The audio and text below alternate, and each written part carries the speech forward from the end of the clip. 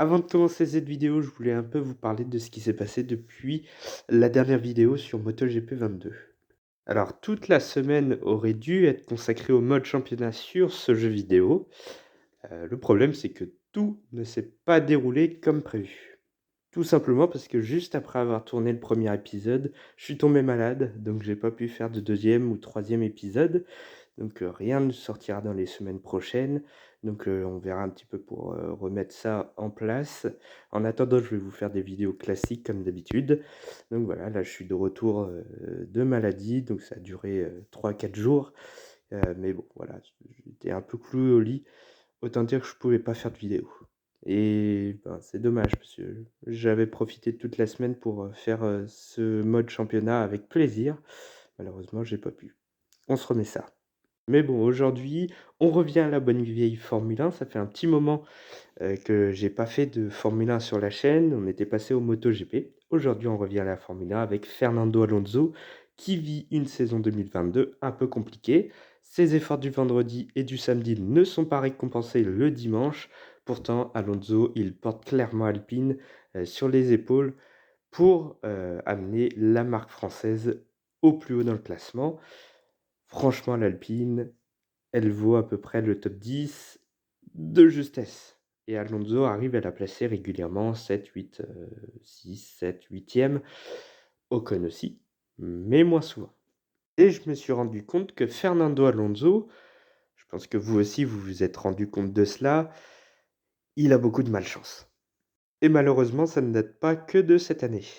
Mais aussi, je sens que Fernando Alonso est un peu mal aimé sur la grille, bizarrement. Moi, je le considère comme un des meilleurs pilotes automobiles au monde, un des plus complets aussi, puisqu'il a quand même couru dans de nombreuses catégories, que ce soit l'endurance, même le Dakar, l'IndyCar, la Formule 1 évidemment.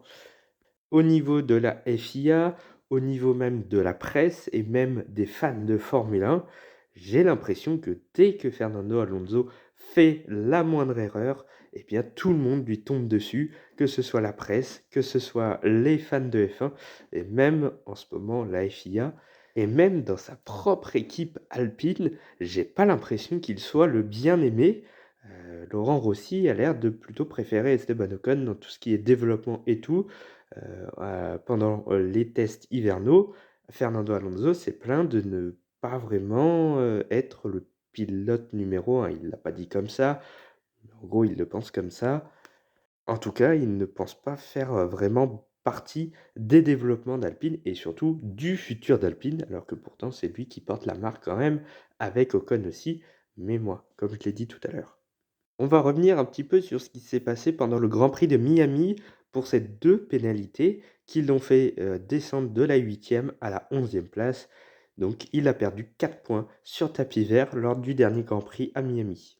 Bon, la première pénalité, c'est parce qu'il a percuté Pierre Gasly en course. Alors franchement, la pénalité, j'aurais dit incident de course. Gasly, lui, ferme la porte assez violemment, mais lui, il va un petit peu trop fort, Fernando. Bon, est-ce que les 5 secondes étaient méritées? Pas sûr. Bon, après, il a reçu une deuxième pénalité de 5 secondes pour avoir gagné du temps en coupant un virage. Et ça, j'ai pas vu, je peux pas vous le dire. Peut-être, peut-être pas.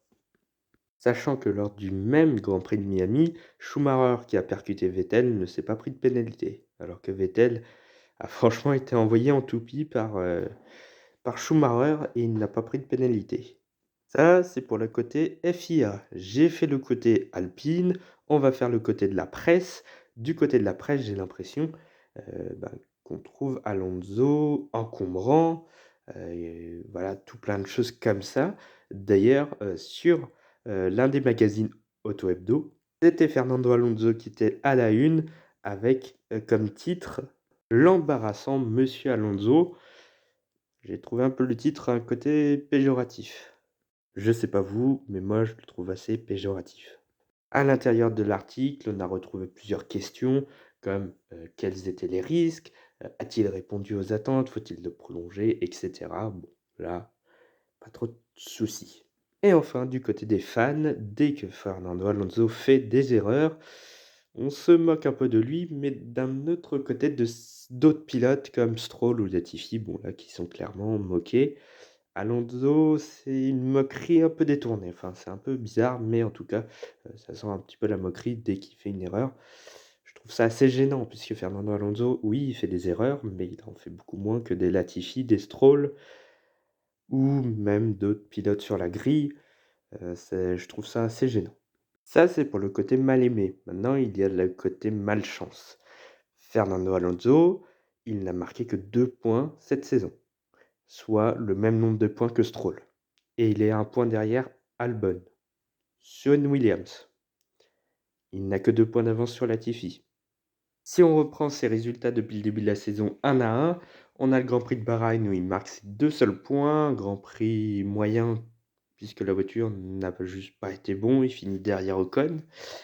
En Arabie Saoudite, eh bien Fernando Alonso va abandonner sur un problème moteur. En Australie, Fernando Alonso va terminer 17e, très loin. Je me rappelle plus trop pourquoi, mais je crois qu'il a eu des problèmes encore sur ce Grand Prix. En Émilie-Romagne, il se fait harponner par Mick Schumacher, son ponton droit, et juste pas un bon point. Il est bien abîmé, bien troué. Il n'ira pas jusqu'au bout de la course puisque son ponton va s'arracher. C'est terminé. Et à Miami, il a eu la double pénalité qui l'a fait passer de P8 à P11. Si avec ça vous me dites pas qu'il a de la malchance, je ne comprends pas. Surtout que cette malchance, ça ne date pas que de cette année. Ça fait des années que Fernando Alonso a de la malchance. L'an dernier, il en a encore eu. Je m'en souviens plus trop vraiment quoi, mais il y a eu pas mal de malchance quand même, notamment en Russie l'an dernier où il jouait le podium. Malheureusement, il y avait la pluie, donc bon, il a pas pu, il a dû s'arrêter avant la fin de course, comme Norris, comme d'autres pilotes comme lui. C'est dur parce qu'il pouvait faire un podium en Russie, mais à part ça, même les années précédentes, il a toujours joué de malchance. Enfin toujours, presque toujours. Même en IndyCar. En IndyCar, il jouait la victoire en 2017 pour les 500 miles d'Indianapolis. Son moteur Honda a lâché fin du Grand Prix alors qu'il était 5e. C'est gênant. Par exemple, fin 2006, Alonso quitte Renault, il va rejoindre McLaren en tant que champion du monde en titre. La saison ne se passe pas bien avec Lewis Hamilton. Il quitte donc McLaren et revient chez Renault en 2008. Le problème, c'est qu'entre-temps, la voiture, elle n'est pas bonne et du coup, il ne fait plus de performance. Il a gagné 2 Grands Prix, dont ce fameux Grand Prix de Singapour, le fameux Crashgate. Bon, là-dessus, il s'en sort à peu près parce qu'il aurait pu, lui aussi avoir des sanctions et être, exclu de la Formule 1. Il aurait pu. 2009, voyant que la Renault, elle n'est plus bonne du tout, il a fait qu'un podium cette année-là, il quitte Renault et rejoint Ferrari. C'est une grande occasion d'aller rejouer le titre mondial. En effet, il va jouer le titre mondial. Le problème, c'est qu'en 2010 à Abu Dhabi, il se fait, ralentir par la Renault, justement, de Vitaly Petrov. Du coup, il perd, beaucoup, beaucoup, beaucoup de temps et peut-être un titre mondial là-dessus et en 2012, il va perdre le titre également, d'une manière, bon, voilà. Je crois que c'est ce fameux Grand Prix où Vettel part en tête que dans le premier tour et il remporte ou fait 3e, je crois, et Alonso, finit un peu loin. Enfin bref, en tout cas, il perd le titre pour pas grand-chose. En 2015, on a Honda qui arrive, enfin qui revient en tant que motoriste avec McLaren. Il décide de faire le grand saut de Ferrari à McLaren. La voiture n'est pas compétitive. Alonso est planté au milieu de grille. Et c'est là où Alonso signera son déclin jusqu'en 2018. Il y a plein de petites malchances comme ça, c'est vraiment dommage. Et même en 2021, avant d'arriver, enfin avant de revenir, il a un accident de vélo. Donc bon, pas terrible. Il s'est fait pas mal en plus lors de cet accident. Donc bon, voilà, ça fait encore une malchance de plus. Bref, cette vidéo arrive à son terme. On se retrouve donc pour une nouvelle vidéo dans quelques jours, si d'ici là je ne retombe pas malade. Normalement non, mais bon, on sait jamais. Les vidéos gaming, je vais mettre un peu ça en pause parce que bon voilà, j'ai pas trop le temps maintenant. J'avais toute la semaine dernière pour le faire. Ah bah, forcément, moi aussi, je fais preuve de malchance, j'ai pas pu, je suis tombé malade. Donc je verrai ça pour recaler ça un petit peu Ça arrivera en tout cas au moins en été. Ouais, je sais, ça fait dans quelque temps et aussi dans moins d'un mois, on va fêter les 3 ans de la chaîne, donc je vous ai, un peu concocté un petit truc. Vous verrez ça le mois prochain. J'ai hâte. 3 ans déjà, ça fait pas mal.